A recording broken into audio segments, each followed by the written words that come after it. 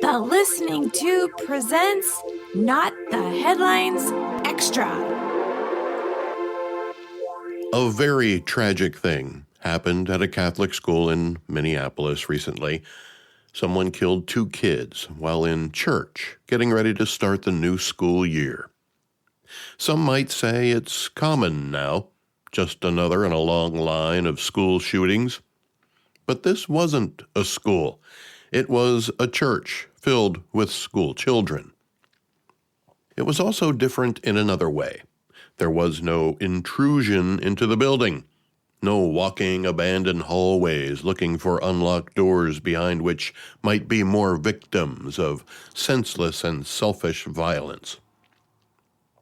The person who shot and killed or wounded almost 20 people never entered the building until the shooting ended, and then shot himself.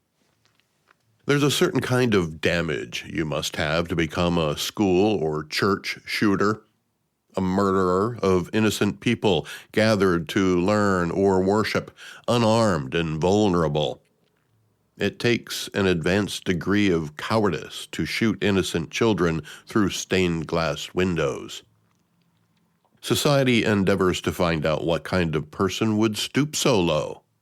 Who was this shooter, and what was the motivation? Apparently, the perpetrator in this situation left a video recording of a manifesto. Included was apologies to his parents, assuring them that it wasn't their fault that their baby became the most cowardly murderer in American history. He showed no sympathy for the children he was about to kill. He made it clear he had no sympathy for the innocent children he would target. He knew they were children. He made it clear that this was all his fault, that he'd been fantasizing about it for a long time, that he was unhappy and hated the world. He wasn't going to go out with a whimper, but a bang. Many bangs. But why? Truly unhappy people don't blame others for their misery, at least not enough to kill them. I've known some of them. They commit suicide without much fanfare. They don't know why they're unhappy and don't take it out on anybody else. It's still sad, but not the level of tragic we get when some deranged person blames the world for their misery and takes innocent souls with them. I heard the phrase soul shooter in reference to the church shooting, and I thought, yeah, he's a soul shooter, all right. Meaning not just the only shooter, but a shooter of souls as they prayed. So who was this ultimate coward and soul shooter? His name was originally Bob Westman.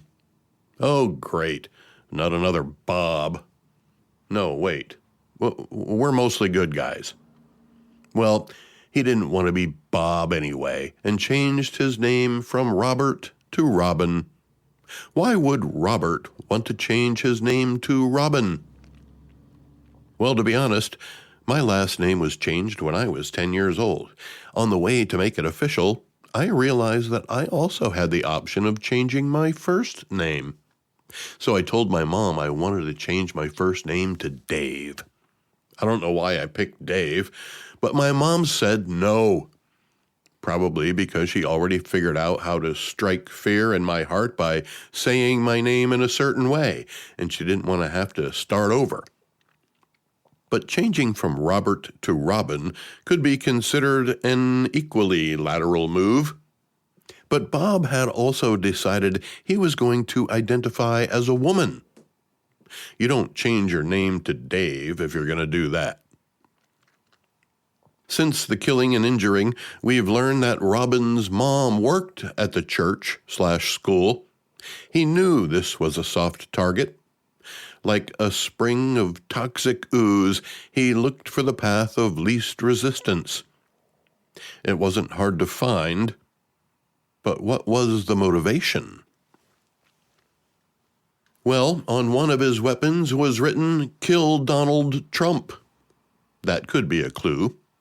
Are Trump policies responsible for what happened in Minneapolis? Well, Robin isn't trying to compete against women in scholastic sports, nor is he being discharged from the Air Force for being transgender. So there doesn't seem to be any direct connection to Trump policies that have had any direct effect on Robin. Maybe it was how Robin felt when other people like Robin were being treated in a certain way. Maybe, but I think this goes way deeper. Robin also had it in for religion, and it was demonstrated in the manifesto. So according to federal law, Robin committed a hate crime. But we already knew that, didn't we? What caused the hate? This killer went to school there as a kid. His mom worked there for several years. He was raised a Roman Catholic and still chose to target his church and the children in it. There seems to be a lot of blame to go around. It riles up the base of both extremes, one side calling for more gun control and the other side against it because of the Second Amendment to the Constitution. Everybody knows where the other side stands on the issue of gun control and whether or not it makes a difference. Many people think it's a mental health issue, and this Minnesota shooter is a stellar example of that. But the focus of many is the shooter's status as a transgender. Minneapolis's mayor, Jacob Fry, made it a point to not blame an entire community of transgender people for the act of one. A whole lot of hate that's being directed at our trans community. Anybody who is using this as an opportunity to villainize our trans community or any other community out there has lost their sense of common humanity. We should not be operating out of a place of hate for anyone. We should be operating from a place of love for our kids. Kids died today. He said that while the governor of Minnesota stood behind him in the camera shot. But just a few days earlier, Governor Walz gave a speech at a DNC convention and made it a point to single out the largest voting bloc of people in the history of the nation when he said this. Think of how easy it would be to be a damn Republican. Oh, what should I wear today? This stupid freaking red hat. What should I say today? I don't know. Just make sure it's cruel. Who do we listen to? That guy. Oh, the felon in the White House? Yeah, listen to him and that will be fine. Now he's talking about burning flags. He's going to have flag burning or whatever. Because he knows there's a hell of a lot of flags with his picture on it that are going to get burned. Joe Biden's FBI targeted Roman Catholics as a threat of domestic terrorism. This lunatic in Minneapolis was brainwashed by media, more specifically social media. He fell down a rabbit hole somewhere. But if I remember anything about him, it'll be that he was the weakest, least committed transgender/mass shooter ever to disgrace the halls of whatever macabre museum keeps track of this kind of thing. Changing your name from Bob to Rob isn't the definition of commitment.